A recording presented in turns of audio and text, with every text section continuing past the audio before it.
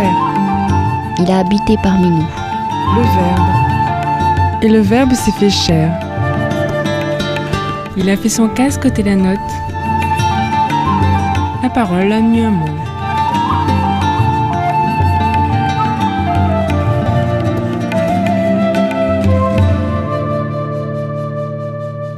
Évangile de Jésus-Christ selon saint Matthieu.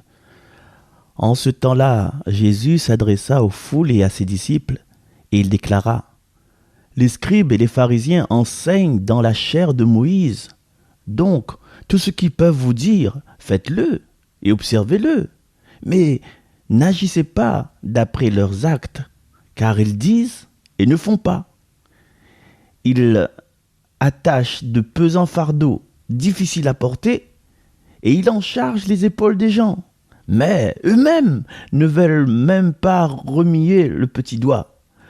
Toutes leurs actions, ils le font pour être remarqués des gens. Ils élargissent leurs phylactères, ils rallongent leurs franges, ils aiment les places d'honneur dans les dîners, les sièges d'honneur dans les synagogues, les salutations sur les places publiques. Ils aiment recevoir les gens, le titre des rabbis. Pour vous, ne vous faites pas donner de titre de rabbi.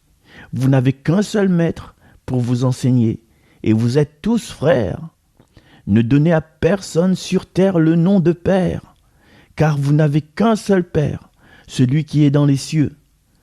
Ne vous faites pas non plus donner le titre de Maître, car vous n'avez qu'un seul Maître, le Christ. Le plus grand parmi vous sera votre serviteur. Qui s'élève sera abaissé, qui s'abaissera sera élevé.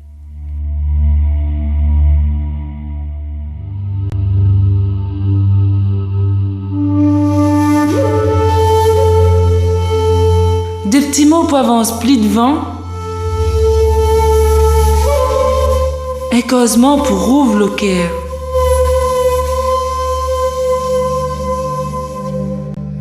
Un seul, les autres maîtres. Un seul, les autres papas. Un seul, les autres directeurs, et c'est le Christ. Je leur dis plus que jamais, dans cette période de carême, nous doit travailler pour notre salut personnel, notre salut communautaire, paroissial, familial. Parce que, comme Saint Paul dit à nous, avec respect et conviction, c'est maintenant le jour du salut, aujourd'hui, le jour de Dieu. Et le temps du carême, c'est l'occasion sacrée que les donnée par notre Papa dans le ciel, pour que dans une attitude de vérité, de recueillement, de profonde conversion, nous peut revitaliser notre bonne valeur personnelle, nous peut reconnaître nos bonnes erreurs et surtout repentir nous de notre péché de champ de direction, d'aller pas dans la direction de la perdition. Et de cette façon, à transforme notre vie par l'action du Saint-Esprit, nous transforme en une vie plus pleine, si vous voulez, une vie plus posée, plus mature, plus grande personne, quoi. Na petit marmaille, comment je vais puis depuis le temps je vais l'école là, là essayer là. Et pour adapter notre conduite, notre façon de vivre, notre façon de cheminer avec la façon de Jésus, il faut fondamentalement avoir un geste d'humilité. Comme Benoît XVI t'a dit, m'y reconnaît à moi pour ce que c'est une créature fragile, une créature fabriquée à partir de la terre, elle est destinée à la terre, mais également faite à l'image de Dieu et qu'elle est destinée à Dieu. À l'époque, Jésus, il avait bon plus modèle, t'es pris, t'es agi pour être vu, pour être vénéré, révéré. Et c'était comme la pure fantaisie, quoi. Des personnages en carton, des marionnettes des fois. Et est-ce que Banaté peut encourager la croissance et la maturité des autres voisins?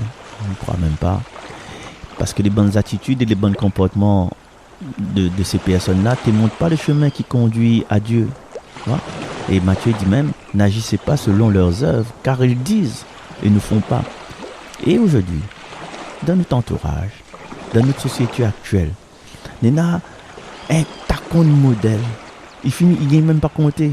Un modèle de tout ça qui mène à nous vers la perdition. La perdition vers la folie et qui affaiblit notre sens à nous de regarder les choses comme il est. Et, chers amis, allons faire attention. Hein?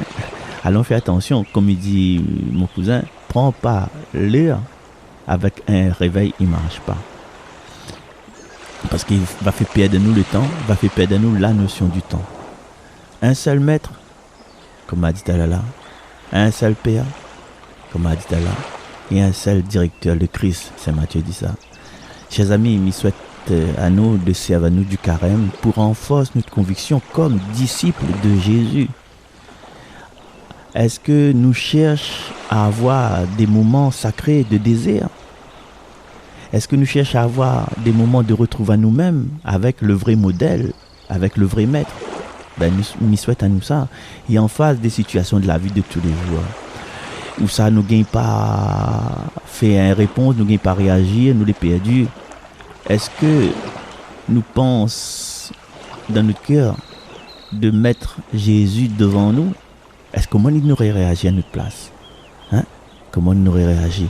Chers amis, la journée là encore longue, la semaine aussi, le mois aussi, notre vie aussi là encore longue, hein? Mais il y aura toujours des modèles où ça va influencer à nous, ou bien des modèles où ça va mettre à nous immobiles. Mais dans ces moments-là, souhaitons que nous pensions remplis de l'Esprit Saint, dit Jésus, comment on aurait agi à ce moment-là? Jésus, comment on aurait agi? Et nous demandons au Seigneur de venir entrer dans nos cœurs pour pouvoir faire de nous ses ouvriers de paix, sa volonté, et que la volonté du Dieu le Père soit faite. On nous retrouve demain. Bye bye, Marcel Saint.